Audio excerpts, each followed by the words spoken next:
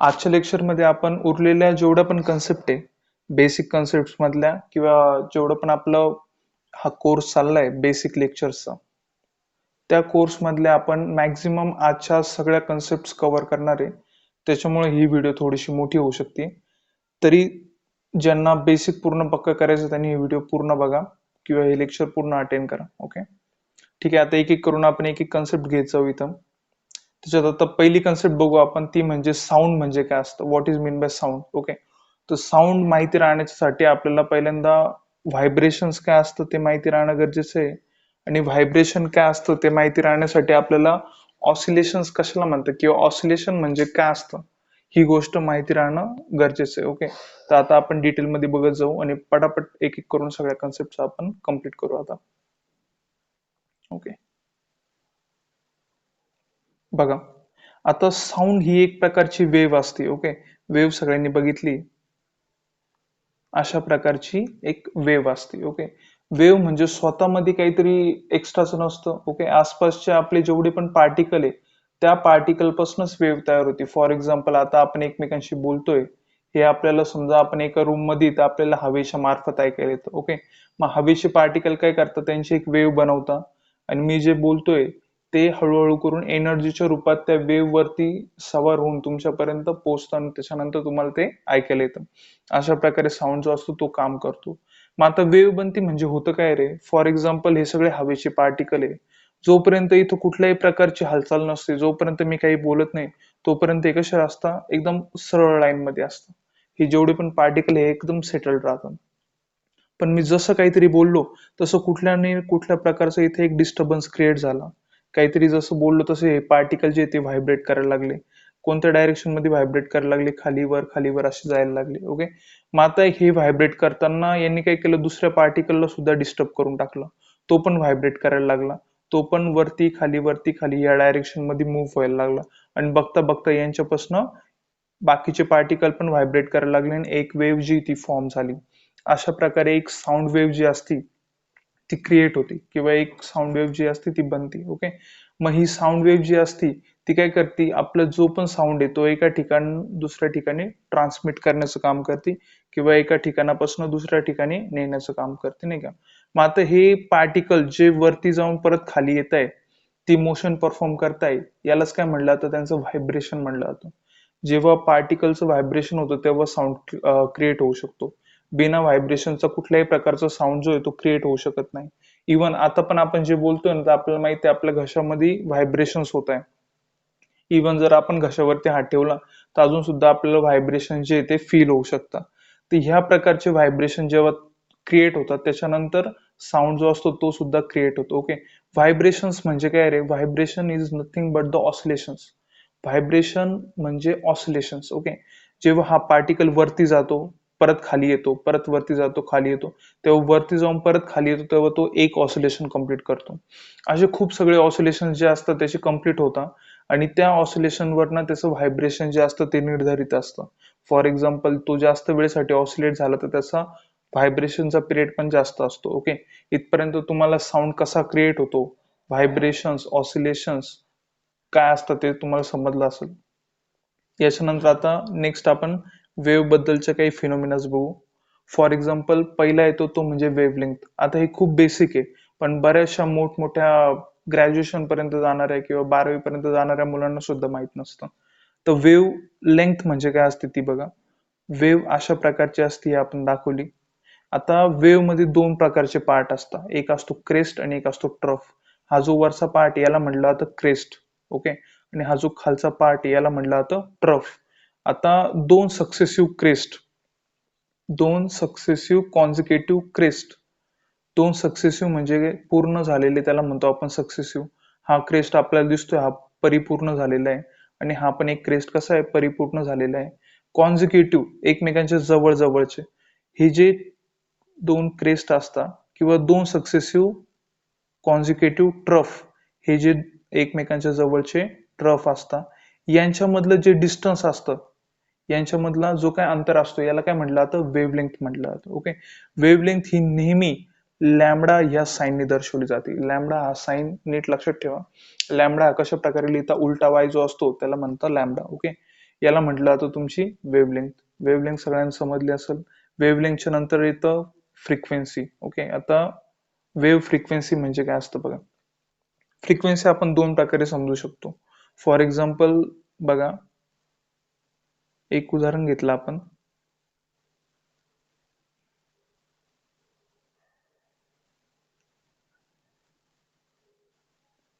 ही एक वेव्ह आहे. ओके, ही इथनं स्टार्ट होते, इथपर्यंत एंड होते.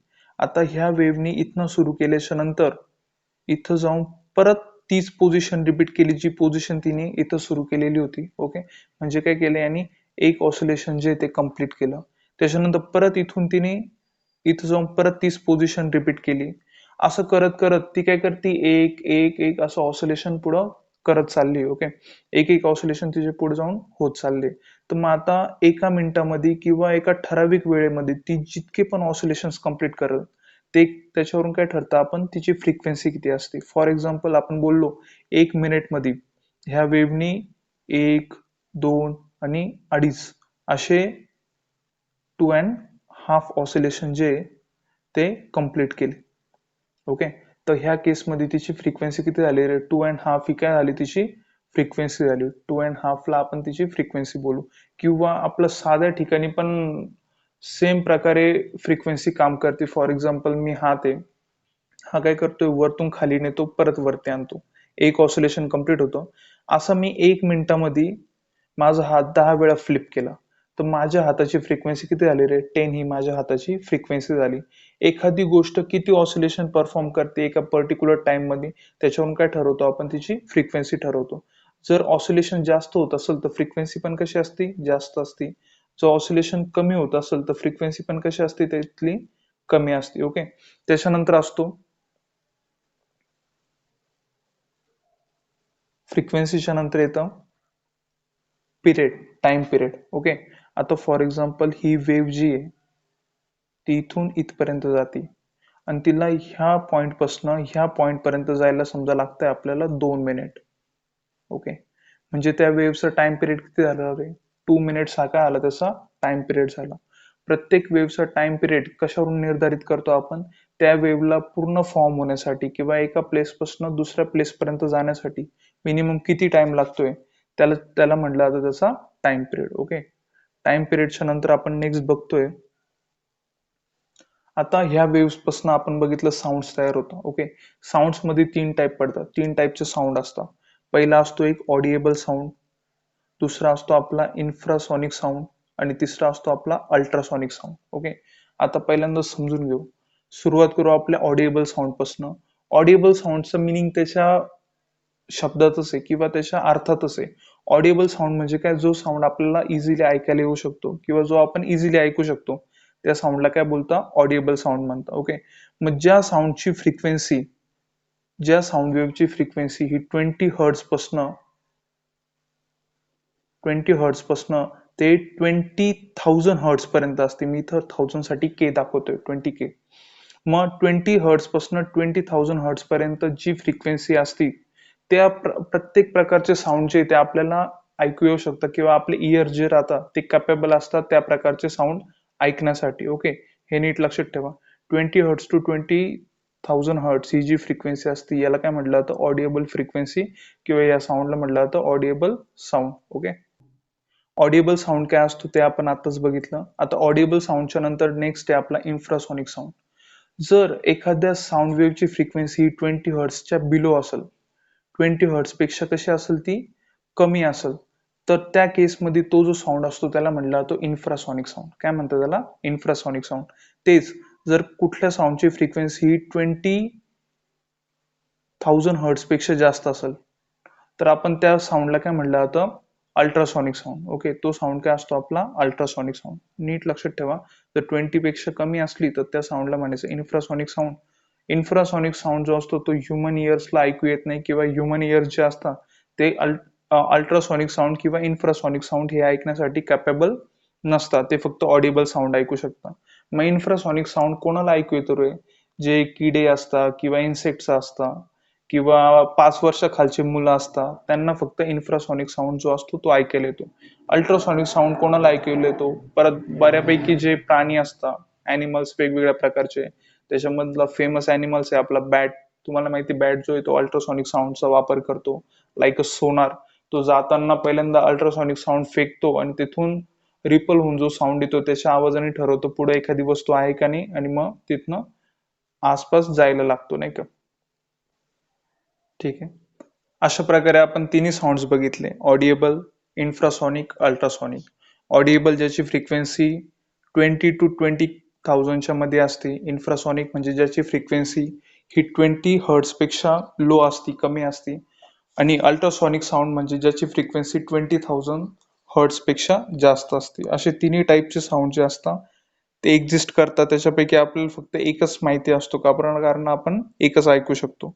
एकच्या व्यतिरिक्त आपल्याला ऐकायला आपण याच्यानंतर आता नेक्स्ट बघतो आपण. पुढचं बघा. नेक्स्ट कन्सेप्ट आहे आपली ती म्हणजे एको.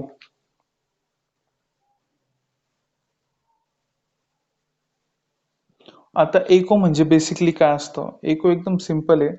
खास करून जेव्हा आपण सबमरीन्स किंवा मरीन इंजिनिअरिंगचा पार्ट शिकतो त्याच्यामध्ये एको हा खूप महत्वाचा फिनोमिना मानला जातो. मग एको म्हणजे काय रे? समजा एखादी वॉल आहे आणि एखादा मुलगा जो आहे तो वॉल सोबत उभा आहे, समोर उभा आहे असं तिच्या. ओके. आता हा काय करतो? काहीतरी साऊंड प्रोड्यूस करतो. हा साऊंड जो आहे तो जातो वॉलवरती, इंटरॅक्ट करतो. ओके. आणि वॉलला इंटरॅक्ट करून, वॉलला बाउन्स बॅक करून तो परत त्याच्याकडे येतो. आता हा जो साऊंड आहे हा पण याला ऐकायला येतो, नाही का. आता ह्या वॉल आणि ह्या मुलातलं डिस्टन्स काही असं आहे की त्याला एक सोबत दोन साऊंड एक सोबत ऐकू येतात. ओके. एक साऊंड ज्याला तो ऐकू येतो तो म्हणजे कोणता? त्याच्या तोंडातनं निघणारा असतो. आणि दुसरा साऊंड ऐकू येतो हा विदिन अ सेकंड किंवा एकदम कमी वेळेमध्ये त्याच्यापर्यंत पोहोचल्यामुळं काय होतं, त्याला दुसरा साऊंड पण ऍट ए टाइम ऐकू येतो. मग दोन्ही साऊंड त्याच्यामुळं त्याच्याकडे ऐकू आल्यामुळे किंवा दोन्ही साऊंड, एक साऊंड गेलेला आणि एक साऊंड आलेला, याच्यामध्ये थोडासा काही सेकंडचा गॅप असल्यामुळे त्याला हे दोन साऊंड सेपरेट ऐकू येतात आणि ह्याच फिनोमिनाला काय बोलतो आपण? इको असं म्हणतो. इको बघितलं असेल तुम्हाला, जेव्हा तुम्ही पहाडी इलाक्यामध्ये जाता किंवा एखाद्या पहाडच्या टोकावरती जाऊन आवाज देता तेव्हा तुम्हाला इको ऐकू येतो. ते बिलकुल असं नसतं का कुठल्या वातावरणाच्या फिनोमिनामुळं किंवा बाकी दुसऱ्या गोष्टीमुळं. समोर एखादा पहाड असतो दुसरा, त्या पहाडला टकरून किंवा त्या पहाडला टक्कर मारून तो साऊंड परत येतो आणि तो साऊंड आपल्याला ऐकू येतो, ज्याला आपण काय बोलतो? इको असं म्हणतो. इको या फिनोमिनाचा वापर आपला एक अॅनिमल सुद्धा करतो, ज्याला आपण बॅट म्हणतो. बॅट काय करतो? अल्ट्रासॉनिक साऊंड प्रोड्यूस करतो. बॅटने प्रोड्यूस केलेला अल्ट्रासॉनिक साऊंड जो येतो जातो एखाद्या ठिकाणी वॉल असेल तर त्या वॉलला तो इंटरॅक्ट करून परत बॅटपर्यंत येतो आणि बॅटला तो आल्याच्या नंतर कळतं की ह्या थोड्या अंतराच्या नंतर, थोड्या वेळेच्या नंतर आपल्याला इथं काहीतरी हडल्स येणार आहे. मग तो काय करतो? तिथनं टर्न घेतो किंवा दुसरी डायरेक्शन बदलून चालतो. भरपूर लोकांचा, खास करून आपल्या इंडियामध्ये, असा गैरसमज आहे की बॅटला रात्रीचं दिसतं किंवा अंधारात बॅट उडू शकतो. त्याचं कारण हे नाहीये की रात्रीच्या वेळेस त्याचे डोळे चांगले असतात म्हणून त्याला दिसतं वगैरे. त्याचं कारण हेच असतं का तो एका फिक्स प्रकारच्या टेक्निकचा वापर करतो, ज्याला म्हणलं जातं इको. इकोचा वापर करून तो कुठं जायचंय त्याचा रस्ता इझिली फाइंड करू शकतो. ओके. इथपर्यंत इको काय असतं ते तुम्हाला समजलं. इकोच्या नंतर नेक्स्ट कन्सेप्ट असते ती म्हणजे रिव्हायब्रेशन. रिव्हायब्रेशन ही लगभग इकोच्या सिमिलर आहे. ओके. आता फॉर एक्झाम्पल तुम्ही एखाद्या टेम्पल मध्ये गेले किंवा जे स्तूपाज असतात त्याच्यामध्ये गेले, तर तुम्हाला वरचा भाग जो आहे तो काही अशा प्रकारचा दिसतो. एक गोल घुमट टाईप भाग असतो. आता ह्या ठिकाणी जर तुम्ही उभे राहून कुठल्याही प्रकारचा आवाज काढला तर तो काय होतो रे? तो पहिल्यांदा जातो तिथं जाऊन तिथं पडतो, त्याच्यावरती कोलॅप्स्ड होतो. तिथून परत तो रिफ्लेक्ट होतो आणि दुसऱ्या ठिकाणी जातो. तिथून परत तो रिफ्लेक्ट होतो आणि तुमच्यापर्यंत येतो. परत तुम्हाला ऐकायला आल्याच्या नंतर काही प्रमाणामध्ये तो खाली पडतो, खालून परत रिफ्लेक्ट होतो, परत तोच आवाज तुम्हाला ऐकू येतो. म्हणजे इथं echo मध्ये कसं फक्त एकदा रिफ्लेक्शन होत होतं साऊंडचं, तसं न होता इथं साऊंडचं रिफ्लेक्शन वारंवार होतं, खूप वेळेस होतं, नाही का. आणि साऊंडचं रिफ्लेक्शन जेव्हा एक किंवा एक पेक्षा जास्त वेळेस होतं आणि तो साऊंड आपल्याला मग वारंवार ऐकू येतो, त्या प्रकारच्या साऊंडला म्हटलं तर रिव्हायब्रेशन. काय म्हणतात त्याला? रिव्हायब्रेशन. मग रिव्हायब्रेशन म्हणजे काय? Reverberation is nothing but the reflection of sound in many ways. Okay. खूप जास्त वेजनी किंवा खूप जास्त प्रकारे जेव्हा एका साऊंडचं रिफ्लेक्शन घडतं त्याला म्हणतो आपण रिव्हायब्रेशन. ओके. इथपर्यंत तुम्हाला रिव्हायब्रेशन आणि इको ह्या दोन्ही कन्सेप्ट ज्या आहेत त्या क्लिअर झाल्या असेल. आता रिव्हायब्रेशनच्या नंतर नेक्स्ट कन्सेप्ट आपण बघतोय साऊंड वेव्ह. आपण बघितली. साऊंड वेव्ह मध्ये बेसिकली दोन प्रकारचे टाईप असतात. तुम्ही जेव्हा साऊंड वेव्हची स्टडी केली असेल तेव्हा तुम्हाला माहिती असेल. त्या वेव्ह ज्या राहतात त्यांना म्हणलं तर एक असते ट्रान्सव्हर्स वेव्ह आणि एक असते लॉन्जिट्युडनल वेव्ह. ओके. आता ट्रान्सव्हर्स वेव्ह आणि लॉन्जिट्युडनल वेव्ह ह्या कशावरून ओळखल्या जातात ते आपण नीट बघू. पहिल्यांदा एक वेव्हचं एक्झाम्पल घेऊ. माना ही एक वेव्ह. ओके. आता वेव्ह म्हणजे काय असते रे? बेसिकली वेव्ह जी असते ती पार्टिकलचा समूह असते किंवा पार्टिकलचा ग्रुप असतो जो एनर्जी एका ठिकाणून दुसऱ्या ठिकाणी ट्रान्सफॉर्म करत असतो किंवा एनर्जी एका प्लेस पासून दुसऱ्या प्लेस पर्यंत तो घेऊन जाण्याचं काम करत असतो. ओके. तर माना की ही वेव्ह जी ही पूर्णपणे जस्ट पार्टिकल्स आहे. हे ना हे पूर्ण पार्टिकल्स आहे. आता होतं काय जेव्हा मी काहीतरी बोलतो हवेमध्ये तेव्हा हवेचे पार्टिकल डिस्टर्ब होतात आणि ते व्हायब्रेशन करायला लागतात. मग आता प्रत्येक वेळेस प्रत्येक वेव्हचा व्हायब्रेशन करण्याची पद्धत वेगवेगळी असते. फॉर एक्झाम्पल मी जेव्हा बात करतो ट्रान्सव्हर्स वेव्हची तर हे जे पार्टिकल असतात यांची व्हायब्रेशन करण्याची पद्धत कशी असते रे? अशा प्रकारे ते वरती जाता खाली येतात. त्याच्यानंतर परत वरती जाता परत खाली येतात. मग आता हे काय करतं वरती खाली व्हायब्रेशन करते. ओके. इथपर्यंत आपल्याला क्लिअर झालं. वेव्हची डायरेक्शन कुठे आहे नीट बघा बरं. वेव्ह ह्या डायरेक्शन मध्ये चालली, इकडच्या साईडला चालली. मग आता जर मी नीट बघितलं तर पार्टिकल्सच्या मोशनची डायरेक्शन ही वेव्हच्या मोशनच्या डायरेक्शनला परपेंडिक्युलर आहे. ओके. जेव्हा कधी असं होतं की जेव्हा the direction of vibration of particle is perpendicular to the direction of propagation of wave then this wave is known as transverse wave. तर त्या वेव्हला काय म्हणलं जातं? Transverse wave. जर एखाद्या वेव्हच्या पार्टिकल्सच्या व्हायब्रेशनची डायरेक्शन ही त्या वेव्हच्या प्रोपॅगेशनच्या डायरेक्शन सोबत परपेंडिक्युलर असेल तर त्या प्रकारच्या वेव्हला म्हटलं जातं ट्रान्सव्हर्स वेव्ह. ओके. ही परपेंडिक्युलर आहे. प्रोपॅगेशनची डायरेक्शन, प्रोपॅगेशन म्हणजे काय? ट्रॅव्हल करण्याची. वेव्ह या डायरेक्शन मध्ये ट्रॅव्हल करते, पार्टिकल खाली वरती जात आहे म्हणजे त्याला परपेंडिक्युलर आहे. म्हणजे ही वेव्ह काय आली तुमची? Transverse wave. ओके. आता ट्रान्सव्हर्स वेव्ह नंतर नेक्स्ट येते ती म्हणजे लॉन्जिट्युडनल वेव्ह. लॉन्जिट्युडनल वेव्ह सुद्धा तेवढीच इझी आहे जेवढी आपली ट्रान्सव्हर्स वेव्ह आहे. बघा. आता लॉन्जिट्युडनल वेव्ह मध्ये फरक काय असतो? आता हे जे पार्टिकल असतं ना हे वरती खाली व्हायब्रेट नाही करत. मग ते कसे व्हायब्रेट करतात? हा साईडला जातो, त्याच्यानंतर परत दुसऱ्या साईडला जातो.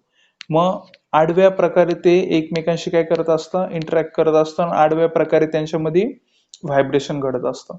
मग आता जेव्हा एखाद्या वेव्ह मध्ये तिचे पार्टिकलच्या व्हायब्रेशनची डायरेक्शन ही त्या वेव्हच्या प्रोपॅगेशनच्या डायरेक्शन सोबत पॅरलल असेल. नीट बघा बरं आता प्रोपॅगेशनची डायरेक्शन कोणती रे? हीच आहे. प्रोपॅगेशनची डायरेक्शन काय बदलली नाही. वेव्हची एका ठिकाणून दुसऱ्या ठिकाणी जाण्याची डायरेक्शन कॉन्स्टंट आहे, ती काही चेंज झालेली नाही. पार्टिकल कशा प्रकारे मोशन करताय? ह्या साईडला आणि ह्या साईडला. मग आता ह्या दोघांची पण डायरेक्शन एकमेकांसोबत कशी झाली? पॅरलल झाली. मग आपण बोलतो when the direction of when the direction of vibration of particles of a wave is parallel to the direction of propagation of wave then this wave is known as longitudinal wave. तर त्या वेव्हला काय बोलतो आपण? Longitudinal wave.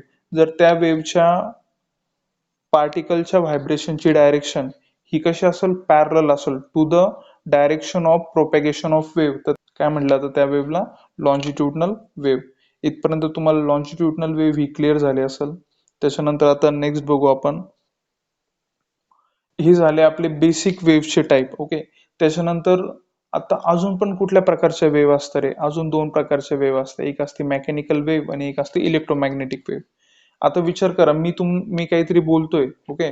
माझा आवाज तुमच्यापर्यंत पोहोचतोय. फॉर एक्झाम्पल आपण एखाद्या रूम मध्ये उभे आहे. त्या रूम मधनं एक व्यक्ती जो आहे तो काहीतरी बोलतोय. तो इझिली दुसऱ्या व्यक्तीपर्यंत पोहोचतो किंवा त्या दुसऱ्या व्यक्तीला त्याचा आवाज जो आहे तो त्याच्या कानापर्यंत ऐकू येतो. मग आता ही साऊंड वेव्ह जी ती इझिली एका व्यक्तीपासून दुसऱ्या व्यक्तीपर्यंत जाते. पण तेच आपण एक काम केलं, आपण या दोघांना पण स्पेसमध्ये घेऊन गेलो. स्पेसमध्ये घेऊन गेल्याच्या नंतर आपण काय केलं? एकाला परत बोलायला लावलं आणि दुसऱ्याला ऐकायला लावलं. तर विषय असा आहे की तो किती मोठ्याने बोलला किंवा किती त्यांनी साऊंड प्रोड्यूस करायचा प्रयत्न केला ह्या व्यक्तीपर्यंत, ह्या दुसऱ्या व्यक्तीपर्यंत तो साऊंड पोहोचल का? तिथपर्यंत त्याला ऐकू येईल का? तर त्याचा आन्सर आहे त्याला बिलकुल ऐकू येऊ शकत नाही. का बरं? कारण साऊंड ही एक अशी वेव्ह आहे का तिला एका ठिकाणाहून दुसऱ्या ठिकाणी जाण्यासाठी किंवा त्याला एका पॉइंट पासून दुसऱ्या पॉइंट पर्यंत प्रोपॅगेट करण्यासाठी कुठल्या ना कुठल्या मीडियमची आवश्यकता असते. Without any material medium sound wave can never travel. Okay, sound wave जी ती बिना एखाद्या मटेरियल मीडियमच्या बिलकुल ट्रॅव्हल करू शकत नाही. एका ठिकाणावरनं दुसऱ्या ठिकाणी ती अजिबात जाऊ शकत नाही. मग ह्या केसमध्ये आपण जेव्हा रूम मध्ये एका व्यक्तीशी बोलतो त्यावेळेस कोणतं मटेरियल मीडियम काम करतं रे? कशाच्या थ्रू साऊंड एका ठिकाणाहून दुसऱ्या ठिकाणी जातो? तर आपल्या आसपास कोणती गोष्ट असते त्यावेळेस? एअर, किंवा आपण तिला म्हणू शकतो